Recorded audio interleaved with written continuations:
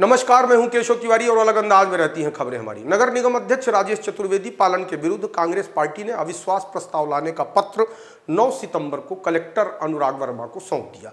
अविश्वास प्रस्ताव पर चर्चा कब होगी, कब मतदान होगा, फिलहाल अभी इस बात की तिथि निर्धारित नहीं की गई है, लेकिन सत्ता पक्ष और विपक्ष के लोग अपनी तैयारी में जुट गए हैं। सह और मात का खेल शुरू हो चुका है। अविश्वास प्रस्ताव तो कांग्रेस ले आई है, लेकिन राजनीतिक हलकों में जिस तरीके की चर्चा है उसे कोई रोक नहीं सकता। कुछ राजनीतिक पंडितों का कहना है कि यदि भारतीय जनता पार्टी के काबिल लोग कांग्रेस का अप्रत्यक्ष रूप से समर्थन न कर रहे होते तो शायद यह अविश्वास प्रस्ताव नहीं आता।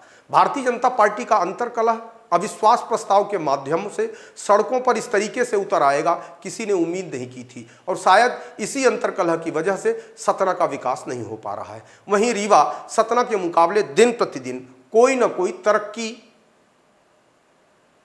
और कोई न कोई प्रगति की नई कहानी गढ़ देता है। एक तरफ रीवा के खाते में एक नई इबारत जुड़ गई, वहां से अब फ्लाइट उड़ना शुरू होगी, एयरपोर्ट को लाइसेंस मिल चुका है और सतना के माथे में आए दिन कोई न कोई कलंक का टीका लगता है। अभी पिछले दिनों नारायण तालाब टूट गया था। इसके पहले क्या क्या हुआ यदि गिनाना शुरू करूंगा तो अव्यवस्थाओं पर एक पुराण सुनाया जा सकता है।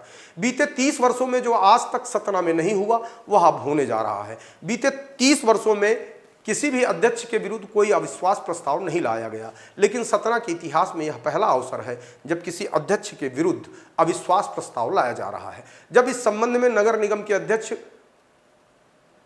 राजेश चतुर्वेदी पालन से विशाल खबर के संवाददाता फिरोज खान ने बातचीत की तो इस अविश्वास प्रस्ताव को लेकर वे चिंतित नजर नहीं आए। उन्होंने कहा, प्रदेश और केंद्र सरकार के भी विरुद्ध अविश्वास प्रस्ताव आते रहे हैं, यह कोई नई बात नहीं है, इन लोगों का प्रयास सफल नहीं होगा। एक सवाल के जवाब में उन्होंने कहा कि मैं तो सभी पार्षदों के साथ समानता का भाव रखता हूं, परिषद में जो पार्षद बोलना चाहते हैं उन्हें बोलने का मौका देता हूं। सरकार है और प्रदेश सरकार और केंद्र सरकार के खिलाफ भी अविश्वास आता रहता है, उनका प्रयास ये सफल नहीं होगा।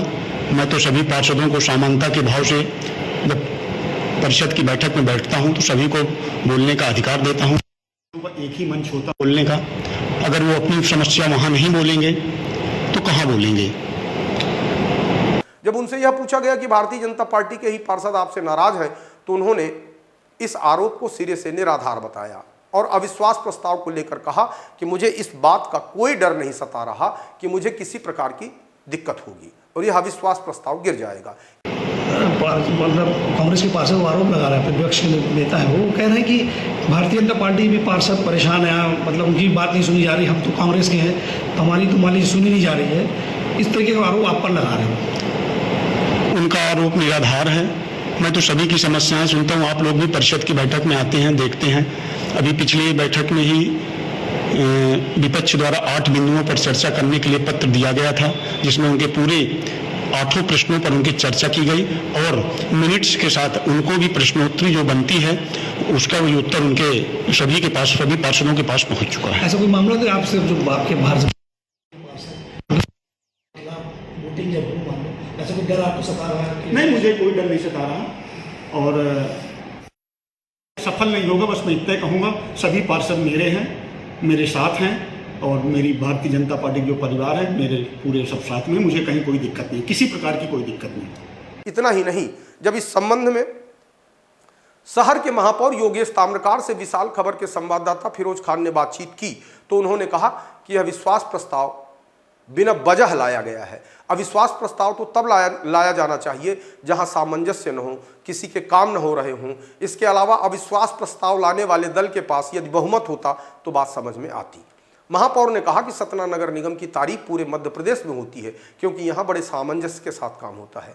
यह विश्वास प्रस्ताव इसलिए लाया गया है कि विपक्ष सिर्फ अपनी विपक्ष की भूमिका दिखाने के लिए यह प्रयास कर रहा है और यह अविश्वास प्रस्ताव गिर जाएगा। महापौर योगेश जी से बात करते हैं। योगेश जी, आप बताएं, आपकी मध्य प्रदेश सरकार है और अभी आपके अध्यक्ष के खिलाफ अविश्वास प्रस्ताव कांग्रेस ला रही है, इस पर क्या कहें, क्यों ला रही है? बिना वजह अविश्वास प्रस्ताव लाने का प्रयास किया जा रहा है क्योंकि जब आपस में सामंजस्य नहीं हो तो अविश्वास प्रस्ताव लाया जाता है, या बहुमत में हो तो लाया जाता है, काम नहीं हो रहे हो तो लाया जाता है। आश्चर्यजनक बात यह है कि सतना के नगर निगम की तारीफ पूरे मध्य प्रदेश में होती है यहाँ के सामंजस्य को, कोऑर्डिनेशन को लेके। कांग्रेस जो उनका धर्म है विपक्ष की भूमिका निभाने का, सिर्फ उतने के लिए ला रहे हैं। इनका जो अविश्वास प्रस्ताव है औंधे मुँह गिरेगा, कहीं कोई दिक्कत नहीं है। संख्या बल को जब हमारे संवाददाता ने यह सवाल किया कि भारतीय जनता पार्टी के कुछ असंतुष्ट पार्षद कांग्रेस के संपर्क में हैं, तो इस सवाल के जवाब में आत्मविश्वास से लबरेज योगेश ताम्रकार ने कहा कि कांग्रेस के कुछ पार्षद हमारे संपर्क में हैं, इसलिए यह अविश्वास प्रस्ताव निश्चित तौर पर गिर जाएगा। आपके पास है, उनको लग रहा है कि कुछ भारतीय जनता पार्टी के पार्षद भी कांग्रेस के संपर्क में हैं, इसको कैसे देखते हैं? मैं इसका उल्टा बोल रहा हूँ, कांग्रेस के पार्षद मेरे संपर्क में हैं, इनका प्रस्ताव शुरू में गिर जाएगा, कहीं कोई दिक्कत नहीं है। ये थे हमारे साथ योगेश जी का साफ कहना है कि प्रस्ताव आता है तो वो पास नहीं होगा। सतना से वीडियो जर्नलिस्ट महेश गुप्ता के साथ फिरोज खान, विशाल खबर।